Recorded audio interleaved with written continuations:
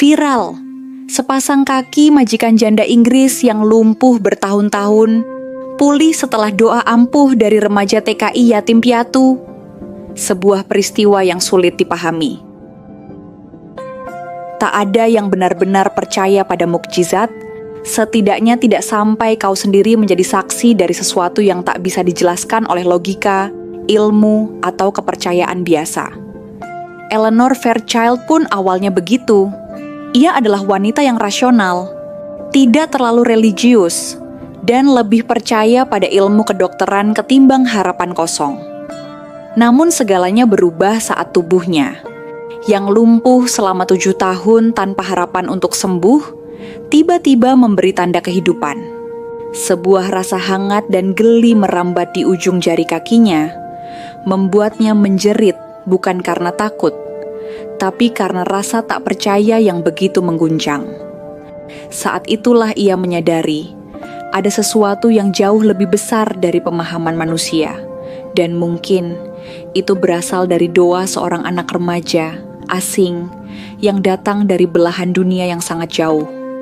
Seorang anak yatim piatu yang hanya memiliki satu senjata di hidupnya, keyakinan.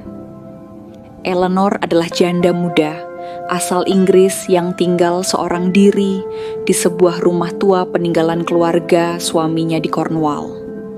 Rumah itu besar, klasik, berdinding batu tebal, dan memiliki pekarangan luas yang dulu selalu penuh bunga mawar merah muda. Sampai Eleanor berhenti merawatnya. Suaminya, James, meninggal dalam kecelakaan mobil yang sama, yang membuat tulang belakang Eleanor rusak parah. Saat itu usia mereka baru memasuki tahun kedua pernikahan. Hidup yang sebelumnya penuh cinta, musik klasik, dan rencana anak pertama berubah menjadi sepi yang dingin dan menyiksa.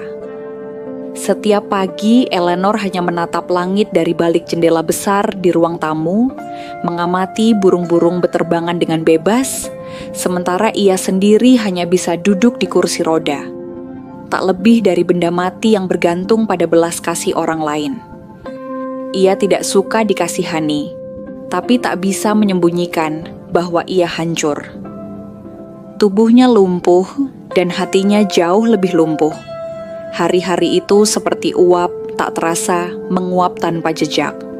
Sampai suatu pagi musim gugur, sebuah mobil hitam berhenti di depan gerbang rumah. Dari dalamnya turun seorang pemuda kurus dengan tas ransel usang dan wajah gelap, khas Asia Tenggara. Anak itu menunduk dalam, hampir tidak berani menatap langsung. Namanya Arfan. Usianya 18.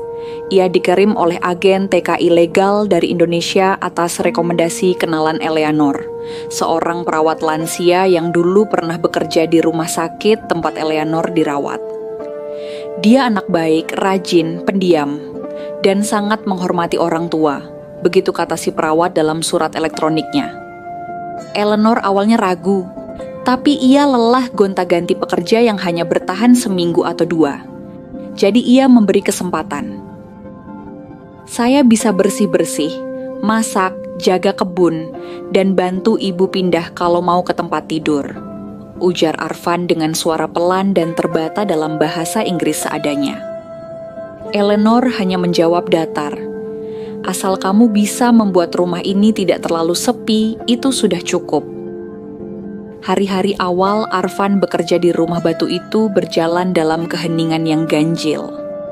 Ia seperti bayangan, muncul di pagi hari sebelum Eleanor bangun, membersihkan dapur, menyapu pekarangan, mencuci pakaian, lalu menghilang ke sudut-sudut rumah. Tidak banyak bicara, tidak pernah bertanya. Bahkan saat Eleanor memanggil, kadang ia hanya mengangguk atau mengucapkan 1-2 kata seperti ya bu atau baik. Tapi yang membuat Eleanor terkejut adalah caranya bekerja. Bersih, rapi, dan sangat telaten. Tidak ada piring yang berdebu. Lantai selalu mengilap. Bunga di pekarangan kembali hidup. Ia bahkan mulai memasakkan Eleanor nasi dan sup hangat yang sederhana, namun nikmat. Dengan aroma daun jeruk dan bawang putih yang membuat Eleanor teringat masa kecilnya di desa pedalaman Yorkshire. Arvan tidak menciptakan suara, tapi ia menciptakan kehadiran. Dan kehadirannya perlahan merayap masuk ke dalam dinding hati Eleanor yang selama ini membeku. Yang tidak Eleanor tahu dan tidak bisa ia bayangkan adalah bahwa setiap malam di loteng kecil bekas kamar penyimpanan, Arvan bersujud dalam diam. Ia meletakkan sajadah kecil pemberian ibunya sebelum wafat, menghadap ke arah timur dan berdoa dalam bahasa ibu yang asing di telinga Inggris. Ya Allah, sembuhkanlah kaki majikanku. Jangan biarkan ia terus duduk dalam sepi. Beri dia tawa seperti dulu, beri dia cahaya lagi. Suaranya lirih, penuh harap. Tak ada satupun orang yang tahu isi doanya. Bahkan Eleanor pun tidak pernah menanyakan secara langsung. Tapi dari tatapannya, dari caranya membantu Eleanor berpindah dengan lembut, dari diamnya yang menyejukkan, ada sesuatu yang lain dari anak ini. Arvan tidak hanya datang membawa tenaga untuk membersihkan rumah. Ia membawa sesuatu yang jauh lebih murni, ketulusan. Dan dari ketulusan itulah, keajaiban perlahan merayap masuk ke dalam hidup Eleanor, tanpa suara, tanpa gembar-gembor. Hanya doa seorang anak yatim yang disampaikan dengan sepenuh hati. Arvan tidak pernah mengeluh. Di balik tubuhnya yang kurus dan wajahnya yang nyaris selalu menunduk, tersembunyi hati yang begitu kuat. Ia membawa luka besar yang tak pernah ia tunjukkan pada siapapun. Ia kehilangan ibunya saat masih kelas 5 SD karena demam berdarah yang menyerang desa mereka di Kalimantan. Dan tak lama setelah itu, ayahnya menyusul, tenggelam saat mencari kayu bakar di sungai deras yang tiba-tiba meluap. Sejak itu, Arvan diasuh oleh bibinya yang sudah tua dan hidup dalam kekurangan. Ia terbiasa makan 1 kali sehari, tidur beralas tikar, dan membantu membersihkan masjid untuk sekadar bisa menumpang belajar di sana. Namun satu hal yang tidak pernah Arvan tinggalkan adalah doanya. Ia percaya, meski hidup bisa kejam dan langit kadang tampak gelap, Tuhan selalu mendengar doa seorang anak yang kehilangan segalanya. Itulah yang membuatnya bertahan. Dan kini, di rumah asing yang dingin ini, ia kembali bersandar pada doa. Tapi bukan untuk dirinya sendiri, untuk Eleanor. Pagi-pagi itu, seperti biasa, Eleanor duduk di kursi rodanya menghadap jendela besar, menyeruput teh hangat yang diseduhkan Arvan. Di luar, kabut masih tebal, menutup sebagian ladang dan membuat segala sesuatu tampak abu-abu. Ia memperhatikan anak itu yang sedang menyiram tanaman di halaman, dengan jaket tipis yang jelas tak cukup menghangatkan tubuh kurusnya. Hatinya terusik.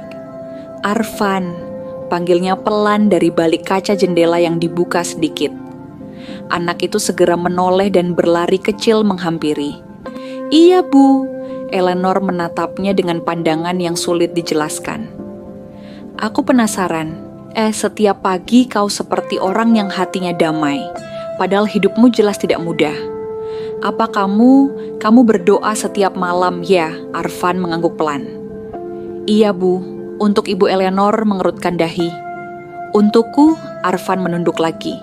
Iya, supaya kaki ibu bisa sembuh, supaya ibu bisa berdiri dan tersenyum lagi. Saat itu, Eleanor tidak tahu harus menjawab apa. Di hatinya ada sesuatu yang hangat, seperti luka lama yang disentuh perlahan oleh tangan penuh kasih. Sejak percakapan pagi itu, Eleanor mulai memperhatikan Arvan lebih dalam. Anak itu selalu bangun sebelum matahari terbit, membersihkan dapur dengan tenang, menyusun buku-buku di rak, bahkan memperbaiki pagar belakang yang sudah lama rusak.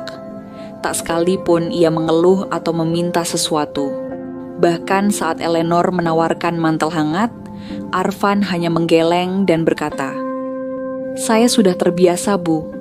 Tapi yang paling menyentuh Eleanor bukanlah kerajinannya, melainkan ketulusan dalam setiap geraknya.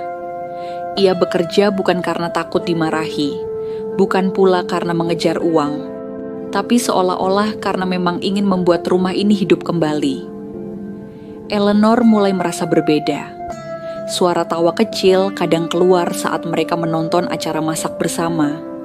Kadang ia memanggil Arfan hanya untuk menanyakan hal-hal kecil, seperti arti nama-nama masakan Indonesia yang ia cicipi. Arfan pun tak pernah menolak, bahkan terlihat senang bisa membuat Eleanor bicara lebih banyak. Hubungan mereka perlahan berubah, dari majikan dan pembantu menjadi dua orang yang saling menyembuhkan tanpa mereka sadari. Lalu malam itu datang, malam di mana langit seperti menumpahkan seluruh kesedihannya. Hujan turun deras, angin menderu di sela-sela celah jendela, dan petir menyambar begitu dekat hingga seisi rumah bergetar.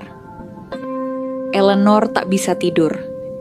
Ia duduk di tepi tempat tidurnya, matanya menerawang ke langit yang hitam pekat di luar sana. Dan tiba-tiba ia merasakannya, sebuah rasa hangat, seperti aliran darah yang tak pernah ia rasakan selama 7 tahun, menjalari ujung jari kakinya. Ia menunduk, menatap kakinya dengan wajah bingung. Tidak mungkin, bisiknya. Tapi ia merasa jelas, jari kakinya bergerak. Ia mengangkat tangannya ke mulut, napasnya tercekat. "Arfan!" jeritnya, dengan suara yang nyaris putus. Dalam sekejap, Arfan berlari masuk dengan wajah panik, masih mengenakan sarung dan baju tidur tipis. "Bu, kenapa?" Eleanor menunjuk kakinya dengan mata membelalak. "Aku bisa merasakannya. Kakiku, Arfan. Kakiku bergerak." Air matanya mengalir deras di pipi. Arfan mendekat, berlutut di sampingnya. Matanya ikut berkaca-kaca. "Alhamdulillah," bisiknya lirih. Ia tak berkata banyak. Ia hanya memandang kaki Eleanor dengan tatapan penuh syukur, seolah-olah menyaksikan sebuah keajaiban yang selama ini hanya ada dalam mimpinya. Eleanor menyentuh pundaknya, gemetar. Apa ini karena doamu?" Arfan hanya menunduk lebih dalam, tak sanggup menjawab. Di dalam hatinya, ia hanya mengulang satu kalimat. "Terima kasih Tuhan. Terima kasih karena kau mendengar anak yang tak punya siapa-siapa ini." Malam itu, di tengah hujan yang menggila, satu mukjizat turun diam-diam ke rumah tua di Cornwall. Tak ada saksi, tak ada kamera, tak ada publikasi. Hanya seorang wanita yang lumpuh dan seorang remaja yatim yang berdoa diam-diam. Dan mukjizat pun terjadi. Hari itu rumah sakit penuh dengan bisikan dan keheranan. Eleanor kembali ke ruang rawat jalan dengan didorong Arfan, namun kali ini ia tidak hanya duduk diam seperti biasanya. Ketika perawat datang menjemputnya dengan kursi roda, Eleanor menolak dengan halus. "Terima kasih, tapi saya ingin mencoba berdiri sendiri." Dengan tangan yang sedikit gemetar namun penuh tekad, ia bangkit, perlahan namun pasti. Seluruh ruangan mendadak sunyi. Seorang perawat muda yang baru saja bertugas bahkan menjatuhkan clipboardnya karena terkejut. Dokter spesialis yang telah menangani Eleanor selama bertahun-tahun, Dokter Lewis, datang dengan ekspresi sulit dipercaya. "Tunggu, ini tidak mungkin," katanya sambil menatap monitor hasil MRI terbaru Eleanor. "Kerusakan saraf tulang belakang Anda tidak pernah menunjukkan tanda perbaikan." Tapi sekarang, ia menatap layar lalu menatap Eleanor dengan wajah takjub. Saraf-saraf ini seolah hidup kembali. Eleanor hanya tersenyum lemah dan berkata pelan, "Kadang hal-hal yang paling penting tidak datang dari obat, tapi dari sesuatu yang lebih tinggi." Ia tak mengatakan bahwa mukjizat itu berawal dari malam-malam sunyi, dari loteng sempit dan sujud panjang seorang anak bernama Arfan. Setelah itu, dunia Eleanor berubah secara perlahan namun nyata. Setiap pagi ia berlatih berjalan dibantu alat bantu fisik. Arfan selalu berada di sisinya, memegangi pinggangnya saat ia goyah, membantunya berdiri saat ia jatuh. "Saya bisa sendiri," ujar Eleanor dengan suara gemetar suatu hari, mencoba langkahnya tanpa bantuan. Arfan hanya mengangguk, berdiri tak jauh, matanya tak lepas dari setiap gerakan Eleanor. Di tiap langkah, ada semangat yang tumbuh, tidak hanya karena tubuhnya mulai bergerak, tapi karena hatinya kembali bernyawa. Ia kembali menata ruang-ruang rumah yang dulu ia abaikan. Musik lembut kembali mengalun dari radio tua di dapur. Di sore hari, Eleanor dan Arfan sering duduk bersama di serambi depan, menikmati matahari yang perlahan tenggelam di balik ladang. Ditemani secangkir teh dan semangkuk kecil kudapan yang dimasak Arfan. "Kamu tahu, aku lupa seperti apa rasanya udara sore," kata Eleanor suatu kali sambil tersenyum. "Tapi kamu mengingatkanku." Arfan hanya menunduk, malu-malu. "Saya tidak melakukan apa-apa, Bu." Tapi Eleanor tahu, anak itu telah melakukan lebih dari siapapun yang pernah hadir dalam hidupnya. Dalam beberapa bulan, rumah tua yang dulu seperti museum kesedihan berubah menjadi rumah yang benar-benar hidup. Eleanor tak lagi hanya bertahan, ia mulai merencanakan masa depan. Ia menanam bunga baru di pekarangan belakang, bahkan membuka kembali ruang baca yang penuh debu. Ia mulai menulis catatan harian, sesuatu yang dulu ia tinggalkan sejak suaminya pergi. Arfan pun tak lagi dipanggil hanya saat butuh bantuan fisik. Mereka sering duduk bersama untuk makan malam, tertawa saat mencoba masakan satu sama lain.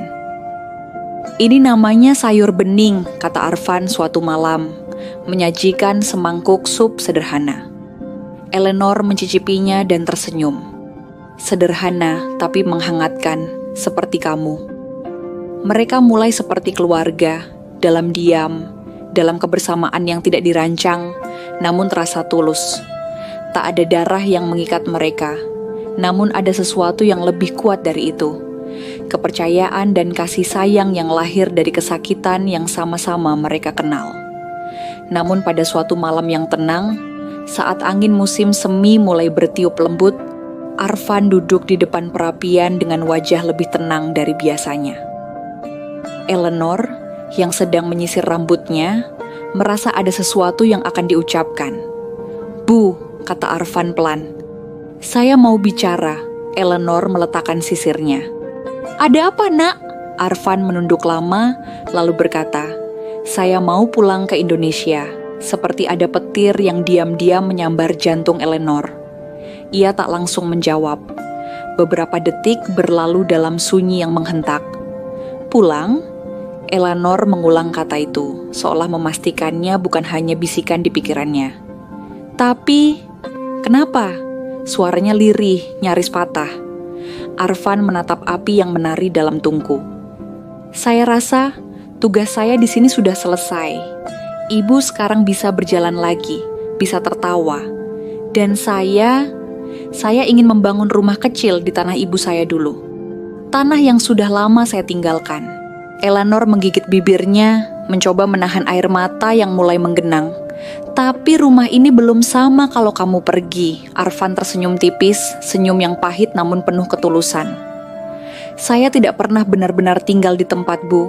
Hati saya selalu tahu kemana harus kembali." Eleanor memalingkan wajah, menatap lukisan tua di dinding ruang tamu. Lukisan yang dulu tak pernah ia pandang selama bertahun-tahun. Kini, warna-warnanya seolah hidup. Tapi warna yang paling indah akan segera pergi.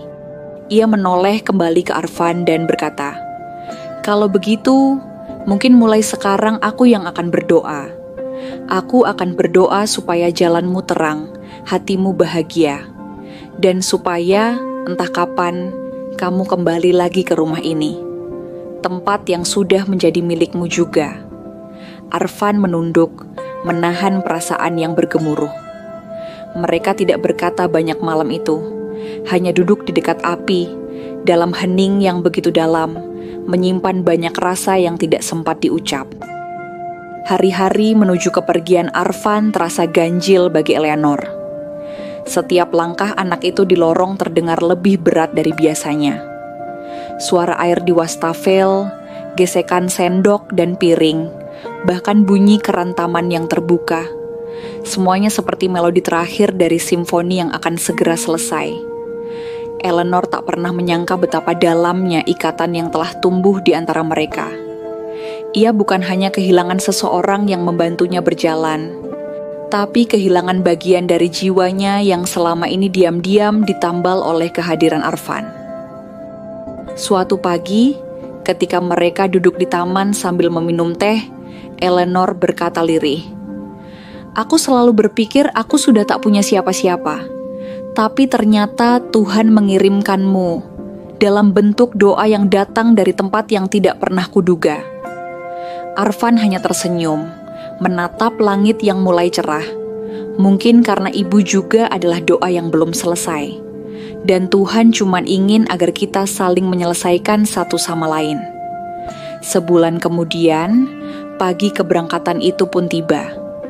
Matahari baru saja muncul dari balik ladang saat taksi hitam berhenti di depan gerbang rumah tua itu. Koper Arfan sudah rapi, kecil dan ringan seperti hidupnya yang tak pernah menggenggam terlalu banyak. Eleanor berdiri di ambang pintu, mengenakan mantel krem panjang, menatap anak muda itu dengan mata yang basah namun penuh kebanggaan. "Kamu tahu," katanya, suaranya bergetar, "sejak kamu datang aku baru merasa hidup kembali. Bukan karena kakiku bisa bergerak, tapi karena hatiku juga mulai berdetak lagi." Arfan memeluknya pelan, tak berkata-kata, hanya memejamkan mata seperti ingin mengingat bau rumah itu, suara angin di ladang, dan napas pelan dari wanita yang telah menjadi seperti ibu sendiri baginya. "Sampai jumpa lagi, Bu Eleanor," katanya pelan. "Doakan saya." Eleanor mengangguk, membelai kepala Arfan seperti ibu yang melepas anaknya menuju dunia. "Selalu, kamu sudah menjadi bagian dari doaku sekarang." Waktu berlalu seperti sungai. Hari-hari yang dulu diwarnai tawa dan obrolan kecil kini kembali sepi. Tapi tidak seperti dulu, sepi kali ini terasa hangat. Eleanor tak lagi menangisi masa lalu, tidak pula terjebak dalam kursi roda. Ia berjalan sendiri kini, tertatih memang, kadang masih butuh tongkat, tapi ia bebas. Rumah tua itu pun berubah perlahan. Ia membuka sebuah ruang kecil untuk terapi fisik bagi para lansia dan orang dengan gangguan mobilitas. Ia menyebutnya doa dari langit timur. Ada taman kecil di belakangnya dengan bunga kenanga dan melati yang harum saat senja. Foto Arfan digantung di dinding ruang utama, berdampingan dengan kutipan yang membuat banyak orang menangis saat membacanya. Yang menggerakkan bukan hanya obat, tapi hati yang tulus dan doa yang percaya. Banyak yang datang bukan hanya untuk terapi fisik, tapi untuk mendengar cerita Eleanor tentang seorang anak muda dari Kalimantan yang tidak hanya mengubah kakinya, tapi seluruh hidupnya. Setiap orang yang mendengar kisah Eleanor selalu terdiam. Mereka tidak tahu bagaimana menggambarkan apa yang sebenarnya terjadi. Apakah itu mukjizat atau hanya kebetulan? Tapi bagi Eleanor, tidak ada keraguan. Ia tahu dengan seluruh jiwa dan raganya bahwa yang menyentuh dan menyembuhkan bukan tangan dokter atau alat medis canggih, tapi keikhlasan dari seorang anak yang tidak meminta imbalan apapun. Ia datang tanpa membawa apa-apa, kecuali iman, kata Eleanor, dalam salah satu sesi bercerita di ruang terapi. Dan kepercayaan itulah yang membangunkan sesuatu dalam diriku. Ia masih sering menulis surat untuk Arfan, meski tak semua dikirim. Sebagian ia simpan di laci, sebagian lain ia bacakan sendiri setiap malam. Kadang ia berdiri di halaman belakang, menatap langit timur dengan mata yang penuh rindu. Di sana, ada seseorang yang dulu berlutut dan menangis dalam diam. Hanya agar aku bisa berdiri dan tertawa. Arfan belum kembali. Tapi Eleanor tidak menunggu dalam kesepian. Ia menunggu dalam harapan. Ia percaya suatu hari anak itu akan berdiri lagi di depan pintunya. Dengan senyum khasnya, dengan mata lembut dan sikap yang penuh hormat. Mungkin dalam 5 tahun atau 10 tahun lagi. Tapi bagi Eleanor, waktu tak jadi masalah. Sebab sejak malam di mana kakinya mulai bergerak, ia tahu bahwa hidupnya telah berubah untuk selamanya. Setiap malam sebelum tidur, Eleanor memanjatkan doanya sendiri. Bukan lagi meminta kesembuhan untuk dirinya, tapi untuk kehidupan yang indah bagi Arfan. Ia menutup mata dan berbisik, "Ya Tuhan, jagalah anak itu, dimanapun ia berada. Limpahkan cahayamu atas langkahnya. Dan jika engkau berkenan, pertemukan kami lagi, agar aku bisa berkata langsung, kakiku bisa berdiri karena cinta yang ia sisipkan dalam doanya."